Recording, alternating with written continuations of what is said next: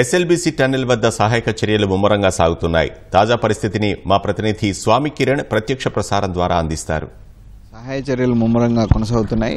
నిన్నటి నుంచి జరిగినటువంటి సహాయ చర్యల్లో కొంత పురోగతి మనకు కనిపించినట్టుగా తెలుస్తోంది. మొత్తంగా చూస్తే 14 కిలోమీటర్ల వద్ద ఈ ప్రమాదం జరిగింది. ఈ 14 కిలోమీటర్ల వరకు సహాయక బృందాలు చేరుకోవడానికి సుమారు 13 కిలోమీటర్ల వరకు మన లోకో ట్రైన్ సహాయంతో అక్కడి వరకు వాళ్ళు చేరుకోగలుగుతున్నారు. ఆ తర్వాత టోటల్గా మొత్తం వాటర్ స్టాగ్నేట్ అయ్యింది, అంటే వాటర్ మొత్తం నిలిచిపోయింది. నిరంతరాయంగా పైనుంచి వాటర్ ప్రవహిస్తోంది.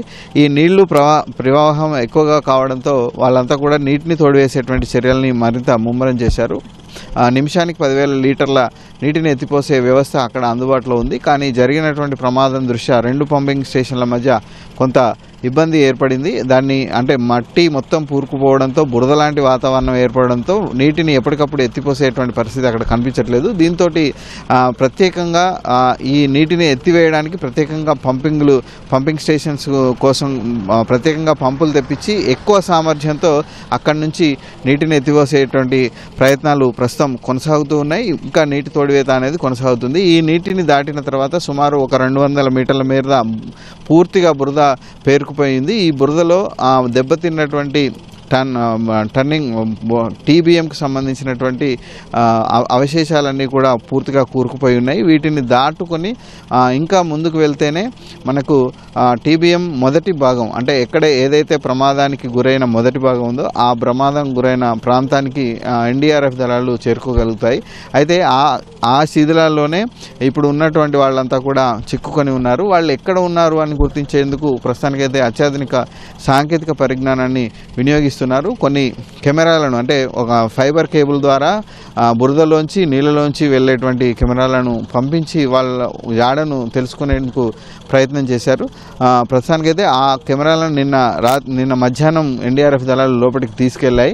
సుమారు 120 మీటర్ల పొడవు ఉన్నటువంటి ఫైబర్ కేబుళ్లకు చివరికి కెమెరా ఉంటుంది. ఆ కెమెరాను ఒక పైపు ద్వారా లోపలికి పంపించడం జరుగుతుంది. అలా పంపించడం ద్వారా లోపల ఏముందో గుర్తించేటువంటి ప్రయత్నం వాళ్ళు చేస్తున్నారు. అయితే నిన్న పంపించినటువంటి కెమెరాల ద్వారా కొంత మేర, అంటే 50 మీటర్ల ప్రాంతంలో ఏముంది అని గుర్తించారని చెప్పేసి మనకు తెలుస్తుంది. వాళ్ళంతా బయటకు వచ్చి అక్కడ ఉన్నటువంటి కమాండింగ్ వాళ్ళకందరికీ కూడా, అంటే ఎవరైతే ఉన్నతాధికారులు ఉన్నారో వాళ్ళతోటి నివేదిస్తున్నారు. వీళ్ళంతా సమీక్షించిన తర్వాత నిర్ణయం తీసుకుంటున్నారు.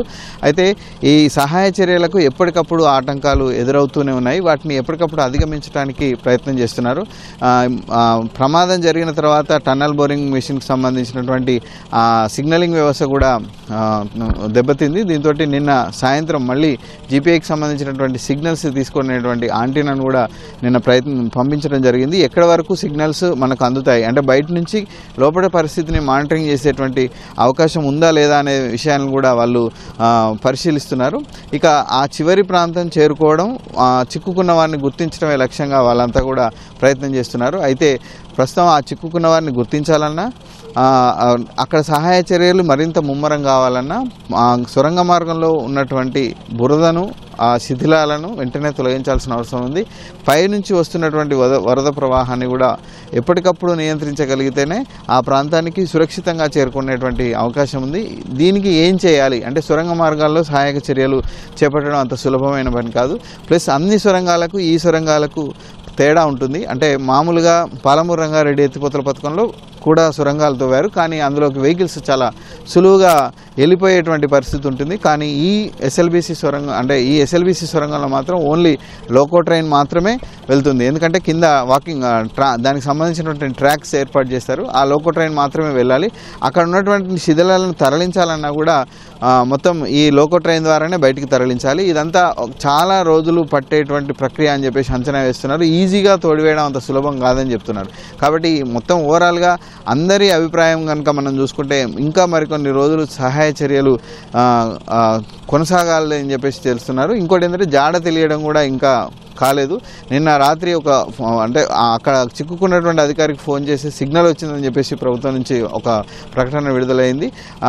ఆ సిగ్నల్ ఆధారంగా వాళ్ళు ఎక్కడున్నారో గుర్తించేటువంటి ప్రయత్నం చేశారని కూడా వాళ్ళు చెప్తున్నారు. కానీ ఇప్పటికీ 4 రోజులు గడిచింది, అయినా ఇప్పటికీ జాడ తెలియకపోవడం అనేది వాళ్ళ కుటుంబ సభ్యుల్లో ఆందోళనను రేకిస్తుంది. ఈరోజు మంత్రి ఉప ముఖ్యమంత్రి బట్టి విక్రమార్క ఇక్కడికి రానున్నారు. దీంతోపాటు నీటిపారుదల శాఖ మంత్రి ఉత్తమ్ కుమార్ రెడ్డి కూడా నేరుగా ఇక్కడికి వచ్చి సమీక్ష నిర్వహించనున్నారు. రోడ్లు భవనాల శాఖ మంత్రి కోమటిరెడ్డి వెంకటరెడ్డి నిన్నంతా ఇక్కడే ఉన్నారు. ఆయన మరికొద్దిసేపట్లో మళ్ళీ ఇక్కడికే రానున్నారు. సో ఈ మంత్రులంతా కూడా సమీక్ష నిర్వహించి సహాయక చర్యలను ముమ్మరం చేయడానికి, వాళ్ళకు కావాల్సినటువంటి సహాయక సహకారాలను అందించడానికి తీవ్రంగా ప్రయత్నం చేస్తున్నారు. మరి ఎన్ని రోజులు పడుతుంది అనే దాని మీద ఇప్పటి వరకు ఎక్కడ కూడా స్పష్టత రాలేదు. వారి జాడ కూడా ఇంకా తెలియలేదు. ఇది శ్రీశైలం సొరంగం మార్గంలో చిక్కుకున్న 8 మందిని బయటికి తీసేటువంటి ప్రక్రియకు సంబంధించి తాజా పరిస్థితి. ఒకటి స్టూడియో.